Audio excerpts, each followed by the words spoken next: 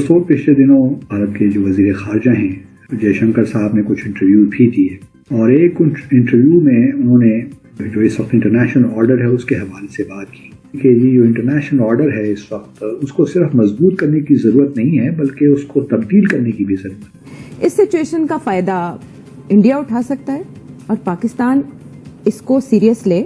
पाकिस्तान तो सीरियस ले रहा है। भारत का ये हक है कि वो दुनिया को रिप्रेजेंट करे और सबसे लार्जेस्ट 1.4 बिलियन लोग वहाँ पे रहते हैं। दुनिया की सबसे आबादी के हवाले से सबसे बड़ा मुल्क है, तो कोई वजह नहीं है कि भारत को यूएन सिक्योरिटी काउंसिल में परमानेंट जगह न। निगरान हुकूमत का ताज़ा कारनामा हमारे सामने है कि किस तरह से लोगों की जो जानों से खेलने का इन्होंने फैसला कर लिया है। अद्वियात की कीमतों के हवाले से हुकूमत क्या कर रही है? क्या मजा आ रहा है यार, क्या मजा आ रहा है। मुझे तो यकीन करो, मेरा तो मईशत का प्रोग्राम है, मैं इस मुल्क का तमाशा बनते हुए कितना एंजॉय कर रहा हूं आप सोच भी नहीं सकते। भाई मैं असल में एक बात आपको बताना चाहता हूं कि मोटरसाइकिल के ऊपर गाड़ी का हॉर्न लगा लेने से मोटरसाइकिल गाड़ी नहीं बन जाती। कहने को तो मुसलमान है, ये मुस्लिम मुआशरा, लेकिन यहाँ जान बचाने वाली 100-800 रुपए वाला इंजेक्शन 3,500 में फरोख्त हो रहा है। ये क्या हो रहा है? हम लाते हैं टॉक शोज और अनलिमिटेड एंटरटेनमेंट सिर्फ यूट्यूब पर। अगर आपने अभी तक हमारा चैनल सब्सक्राइब नहीं किया तो अभी सब्सक्राइब करें और बेल आइकॉन को क्लिक करके हमारी लेटेस्ट वीडियोस के बारे में अपडेट जानें। भारत चाहता है कि यूएन सिक्योरिटी काउंसिल का मेंबर, परमानेंट मेंबर उसको बनाया जाए, क्योंकि वह 5वीं बड़ी इकोनॉमिक पावर है और मुमकिन है कि अगले 2030 तक वो तीसरी बड़ी इकॉनमी बन जाए। तो उनका ख्याल यही है कि अब भारत का ये हक है कि वो दुनिया को रिप्रेजेंट करे और सबसे लार्जेस्ट 1.4 बिलियन लोग वहाँ पे रहते हैं। दुनिया की सबसे आबादी के हवाले से सबसे बड़ा मुल्क है, तो कोई वजह नहीं है कि भारत को यूएन सिक्योरिटी काउंसिल में तो ये बड़ी जायज़ बात है जो कि पाकिस्तान भी करता है और बाकी ममालिक भी। ये भी एक बहुत अरसे से मामला चल रहा है, जब से कोल्ड वॉर खत्म हुई है और सोवियत यूनियन कोलैप्स हुआ है। कुछ अरसे के लिए हमने देखा एक यूनिपोलर वर्ल्ड इमर्ज हुई, जहाँ सिर्फ अमेरिका ही एक बड़ी ताकत था, लेकिन उसके बाद फिर अब आहिस्ता आहिस्ता मल्टीपोलैरिटी की तरफ दुनिया जा रही है। तो भारत भी अपना हिस्सा इसमें मानता है, क्योंकि भारत ये कहता है कि सिर्फ मजबूत करने की बात नहीं है, बल्कि ये भी देखना है कि जो ज़मीनी हक़ाइक़ हैं, न्यू रियलिटीज़ हैं, उससे भी मुताबिकत रखता है, उसको भी रिस्पॉन्ड करे।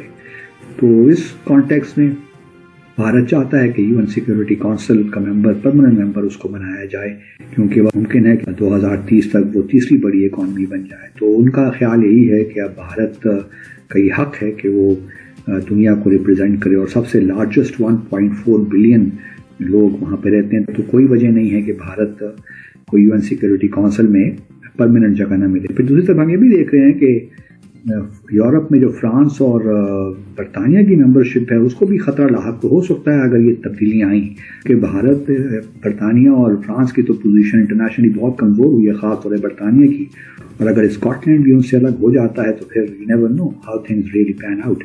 लेकिन इसमें बहुत से इख्तलाफात हैं। चीन और भारत के दरमियान जो ताल्लुकात की नोयत है वो भी हम सब जानते हैं।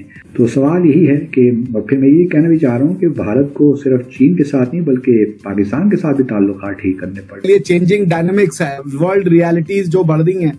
अब आप बताइए, अभी कुछ दिन पहले हमारी जो फॉरेन वो थी रिप्रेजेंटेटिव यूनाइटेड नेशन में, उन्होंने ये बात उठाई कि आप यूनाइटेड नेशन चार्टर्स में रिफॉर्म नहीं कर रहे हो, आप वर्ल्ड गवर्नेंस में चाहते हो कि इंडिया एक अपना मेजर रोल प्ले करे। और मुझे भी ये लगता है कि इंडिया को मेजर रोल प्ले करना चाहिए, क्योंकि इंडिया 7वीं सबसे बड़ी टेरिटोरियली एक बहुत बड़ी कंट्री है, पॉपुलेशन के हिसाब से नंबर 1 की कंट्री है, इकोनॉमिक्स के हिसाब से सून टू बी नंबर 3 की कंट्री है। तो अब इतना मेजर रोल अगर इंडिया, या इतनी मेजर पोजीशन अगर इंडिया के पास है, और इंडिया अगर अपना वर्ल्ड जिसे कह लीजिए गवर्नेंस में अपना रोल ना प्ले करे, तो ये बात भी बनती है। और India needs to come out of its cocoon. No, शुरू से इंडियन एक अंदर इनवर्ड लुकिंग पीपल, वो इंडियंस बाहर देखना ही नहीं चाहते।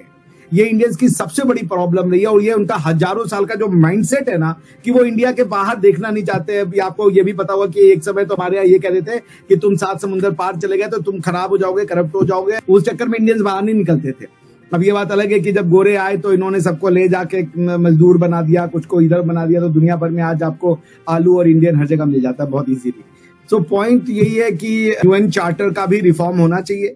अगर आपको नहीं पता तो मैं बता दूं, आर्टिकल 108 यूएन चार्टर के अंदर में अमेंडमेंट की व्यवस्था दी गई है। तो 108 ये कहता है कि 2/3 बहुमत से अमेंडमेंट यूएन चार्टर में आपको पास करना पड़ेगा, तब जाके यूनाइटेड नेशन चार्टर का अमेंडमेंट इफेक्टिव होगा। तो बिना यूएन चार्टर को अमेंड किए इंडिया को सिक्योरिटी काउंसिल में परमानेंट पोजीशन नहीं मिलेगी। और मोदी जी ने जैसा मुझे लगता है जो कहा है कि आने वाले समय में वो और भी सख्त डिसीजन लेंगे और कुछ इंपॉर्टेंट माइलस्टोन है जो वो इंडिया के लिए अचीव करना चाहते हैं, उसमें मेरे ख्याल से यूनाइटेड नेशन सिक्योरिटी काउंसिल में permanent seat with veto would be one of the top priority for Prime Minister Modi to achieve। तो वो चाहते हैं कि यूएन का अमेंडमेंट हो और जितना फोर्सफुली हमारी जो यूएन रिप्रेजेंटेटिव है उन्होंने इस बात को बोला है।